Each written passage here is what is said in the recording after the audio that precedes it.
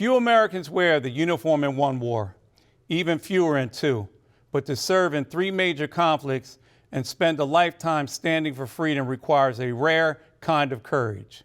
We pay tribute to Mel Jenner, an extraordinary veteran of World War II, the Korean War, and the Vietnam War. A man whose service spans generations, continents, and some of the most defining moments in our nation's history. From the skies of World War II to the tense fronts of Korea and the jungles of Vietnam, Mel Jenner's story is one of resilience, bravery, and unwavering dedication to country.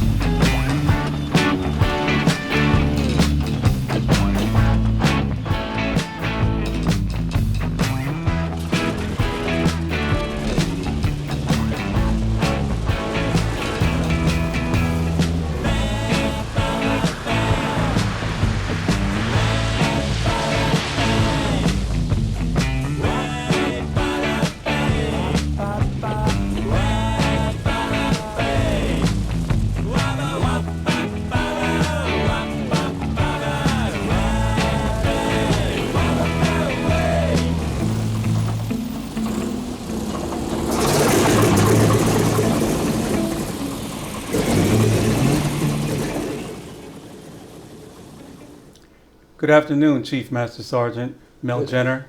Good afternoon. Thank you for giving me the opportunity to interview you today and discuss your service to our nation in the United States Army Air Corps first, before it became the Air Force, and your service during World War II, Korea, and Vietnam.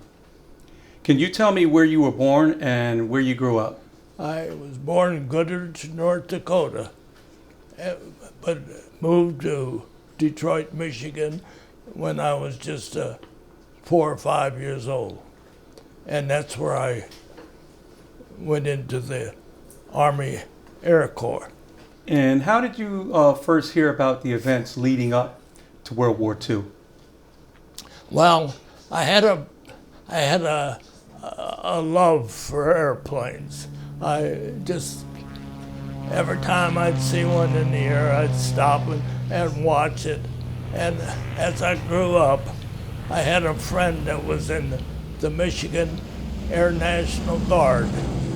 And of course, he used to go out to the airport for his duties, and every once in a while he would take me. And of course, that just made me a little more cautious and appreciative of airplanes. And Mel, when did you decide to join the military, or were you drafted? No, I got the opportunity to join the Michigan Air National Guard. Of course, I was only 17 years old at that time, and I was supposed to be 18. So I told them a little fib, and I joined the Michigan Air National Guard, and that was the beginning of it.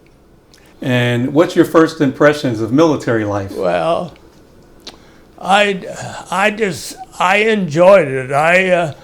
Because everybody was very, very cordial and treated everybody the same. And when I first got into, we didn't have a regular basic training, but we did some marching and drilling, and that was the start of it. Yes. And where were you stationed or deployed during the war? I was at Romulus, Michigan, right outside of Detroit. And what was your MOS? I was in the medical corps, the medics had an opening, and that was the only reason why I could go in, because I didn't want the medics, but it was an opening, and I tell you the truth, I was only in the Air National Guard for 2 months and 4 or 5 days before it was mobilized into federal service. Okay. And what was your first day in combat like? Oh, well, my first day, the first mission I went on, we went to a power station right outside of Paris somewhere, and that was in the 820s, and we saw no fighters at that time, and just a little flak, and I thought, well, this is going to be easy, but the 820 was fast, and the fighters couldn't keep up with us any more than we could get away from them. So anyway, we would do our thing and then drop down on the deck and go after convoys and that kind of thing. And if the German fighters came up to us, we would just haul tail and go home. And on D-Day, where were you at?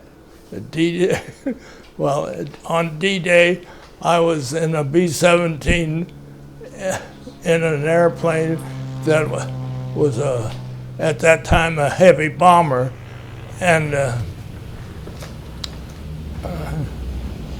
my pilot, our missions was completed at that time, and my pilot had come over the night before and asked for volunteers to go on this mission.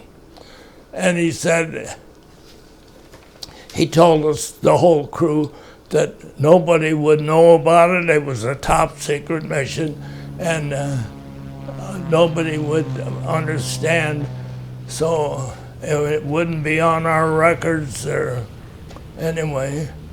So I said to him, "Are you going to be the pilot?"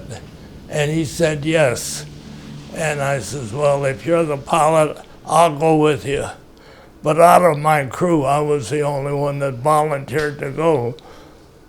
So the next morning, we took off in a strange airplane. It wasn't my regular B-17 Lady Satan, but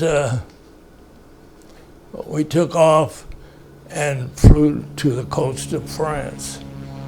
And of course, there was thousands of ships in the Channel and in the North Sea, and they were all headed towards the beaches of Normandy.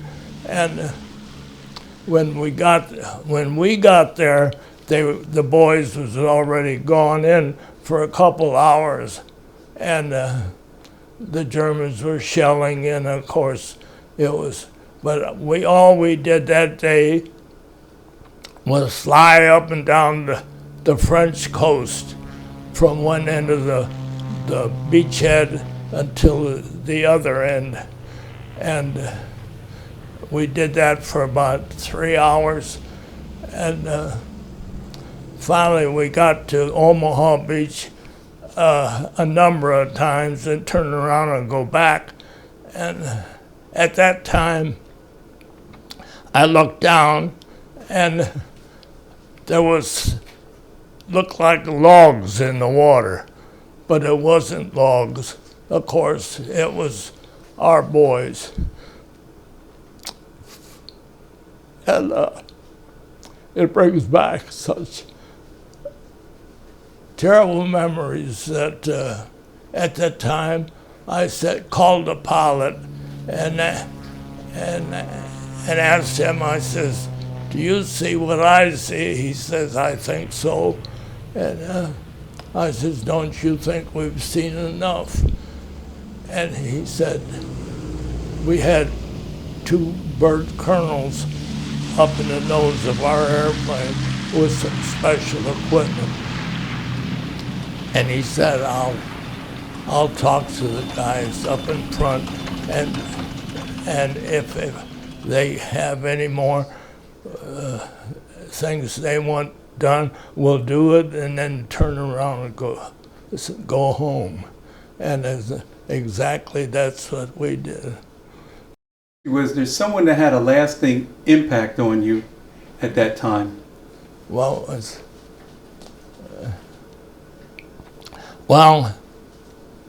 I had a buddy that was in the 820 outfit with me, and here back in the States, and also when I went overseas.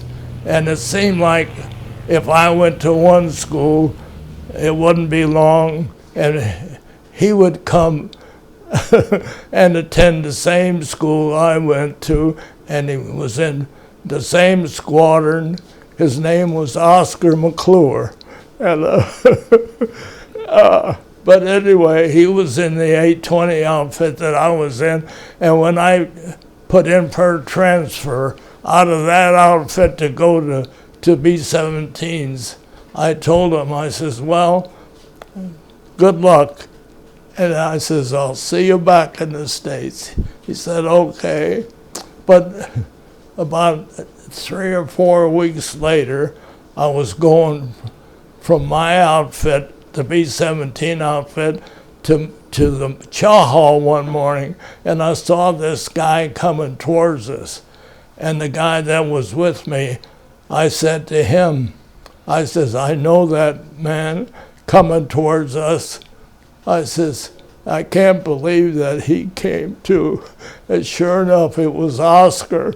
And he said, well, I had to follow you. So, but on his 4th mission in the B-17 and my 10th mission in the B-17, my plane was leading the squadron, and he in his plane was flying off of our left wing.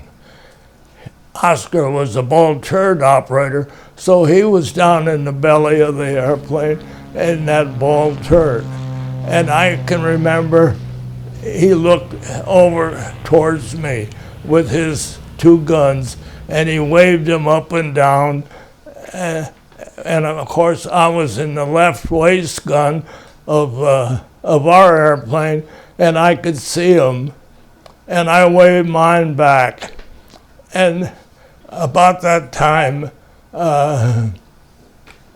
flak started, and I ducked behind the firewall of the window, and in a couple of minutes it quit, so I turned around and looked out the window again, and all I could see was a wing of an airplane with 2 engines still on it, and the props were still turning. And I looked over, and Oscar's airplane was going down in a spin. Well, it so happened I watched him to see if any chutes was coming, and nothing came out. Oscar lost his life that day, and of course, that affected me for the rest of my life. And Mel, where were you at when you heard about the end of World War II? The complete end of World War II? Right. Well, I was in the States getting ready to go to Japan in the B-29s. And of course, I can't tell you how thrilled I was, because I knew that the fight in going into Japan was going to be terrible because of the invasion that I saw in Europe. And Anyway, I was thrilled to death that the war was over, and there would be no more. It was, you just can't visualize what it looks like when you look down and see nothing but bodies floating in the water, and there's nothing that you can do. How do you feel World War II has been remembered by younger generations? Well, it's too bad, but our younger generation right now is not getting the word. The word is not going out. The best thing that ever happened after World War II was the Berlin airlift, and so many people in our country just as unaware of the things that happened and the reason for the Berlin airlift, where the United States fed and took care of 2.5 million people just by air. And to me, that was the greatest thing that we could have done. And so many times, there was a lady that I met here back in the States. Her name was Barbara Kaiser, and she was a little 4-year-old girl during the Berlin airlift, and her brother took her to Tansanut. And when the airplanes would come in, the children would be on this approach and wave at the airplane and wave at the crew. And there was a guy that dropped some candy bars to him, and that's a long story too. And I understand you were at the 80th anniversary of World War II at Normandy. And could you tell me what President Biden gave you? President Biden was there. I looked at him and I said, "Good morning, Joe." And he looked at me and he says, "Good morning, Mel." Well, I also understand that you received the Audie Murphy Award, the most decorated veteran of World War II and possibly to date. Could you tell me about that? Well, I don't know. No, not the most decorated. I had 2 clusters, but and I was given the French Medal of Honor, and our governor gave me a medal for Medal of Merit. That was it. Well, Mel, thank you so much. Well, thank We you. go back a little ways, Yeah, and I'm always here for you. yeah. I love you as a veteran. I love you as being a member of the greatest generation, and for giving me the opportunity to interview you today. Well, I thank you very much. Very welcome. Thank you. And I want to tell you that if ever the time comes that you need me, I'm there for you. I appreciate that, sir. Yeah. Thank you. Mel's strength, humility, and commitment to those who served alongside him continue to inspire every generation that follows. Through 3 wars and the decades of service, he carried the stories of those who never made it home and shared them so the world would never forget. Heroes like Mel Jenner remind us that America's freedom is shaped by ordinary men who choose to do extraordinary things. Thank you for joining us to this special edition of Operation Outreach. Until next time, may we honor the past, support the present, and remember the services of heroes like Mel Jenner.